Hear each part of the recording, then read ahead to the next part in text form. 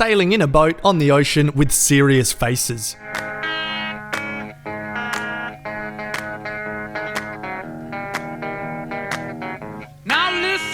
Stannis paces nervously. Important men enter and say, "Welcome to the Iron Bank." Stannis wants financing. They talk about stats and numbers, and it's more fucking brutal than going for a home loan. So Stannis pussies out, but Davos shows them his hand. He tells them Stannis cut his fingers off and it was honest and just. He then drops a shit ton of truth bombs, saying Tywin is an old fart who will die soon, and the rest of the Lannisters are unreliable. So the bloke to fucking back in this war is Stannis. He will pay back his debt, the same way he can be counted on to chop off fingers. Application reconsidered. Cut to a spa bath with some fun boobs. Davos is now throwing around coin to recruit Salador's son to his new band of brothers. They leave at sunrise, no time for fun boobs. Another boat. Yara Greyjoy has set sail to rescue her brother Theon. Ramsay and his batshit crazy missus are having loud sex. Yara and her gang attack and ask to be taken to Theon. She finds him in a kennel near the dogs and he thinks this is a trick Ramsay is playing and goes all fucking Rain Man on her. Ramsay and his entourage enter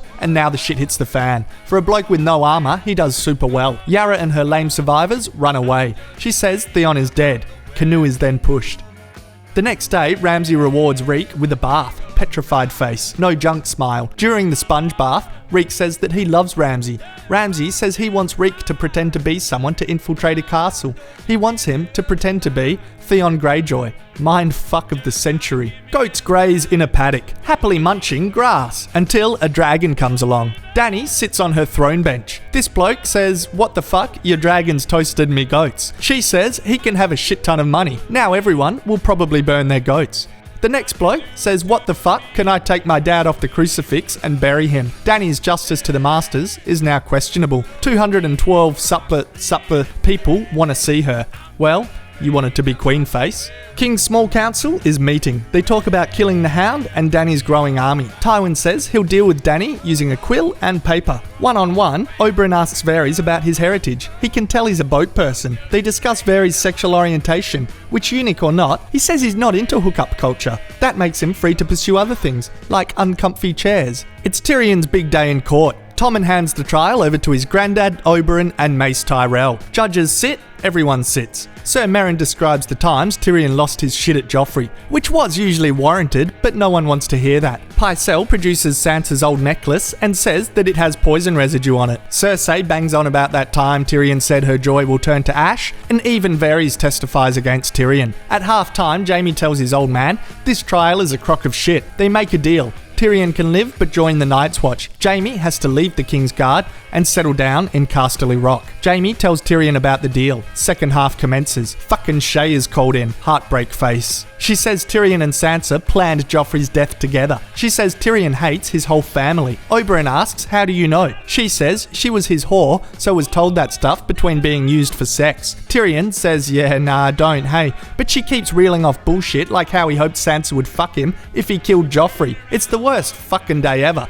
And then he confesses. Uproar! He wishes everyone died when Stannis attacked. He wishes he didn't bust his balls to save the city, but he's not confessing to being guilty of Joffrey's death. He says he's guilty of being a fucking dwarf. He's been on trial for being a little bloke his entire fucking life, and now he's fucking pissed off once and for all. And when you're pissed off, the only thing to do is demand a fucking trial by combat. End. I was standing, you were there, two worlds collided, and they could never tear us apart.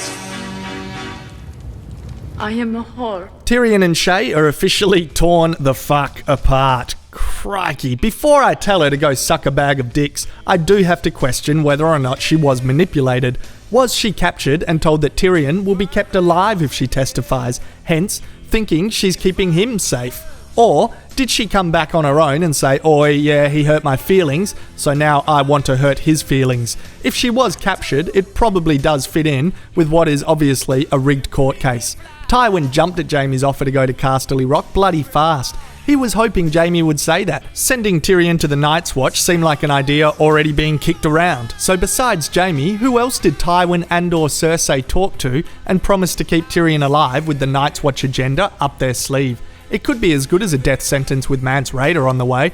Tyrion threw a spanner in the works, of course, by dropping a truth bomb and saying he's guilty of being a dwarf. This trial is just an opportunity to get rid of him because his mother died giving birth to him, and the blame and resentment within his family has never gone away. Dinklage kicked this scene in the dick. I applauded at the end. This episode was about how money makes the world spin.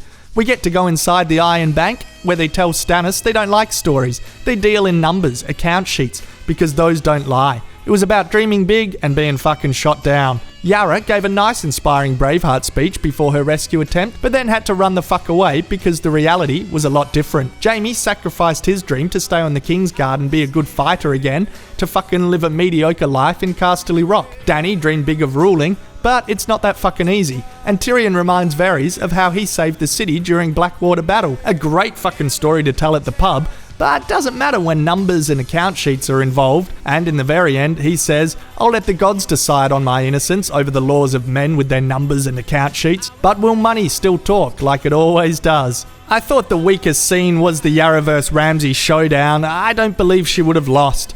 Overall, I don't agree with any reviews that say this season is slow. There is a constant undercurrent of mind-fucking every week, and shit is fair dinkum hitting the fan. Game of Thrones will be available in Australia on DVD and VHS at Video Easy and Blockbuster in 2017. Oi, bonus thought, who missed the presence of Olenna Tyrell at the fucking trial? Knowing that she was the killer, who wanted to see her reactions throughout it? Fucking see ya. And they could never tear us apart.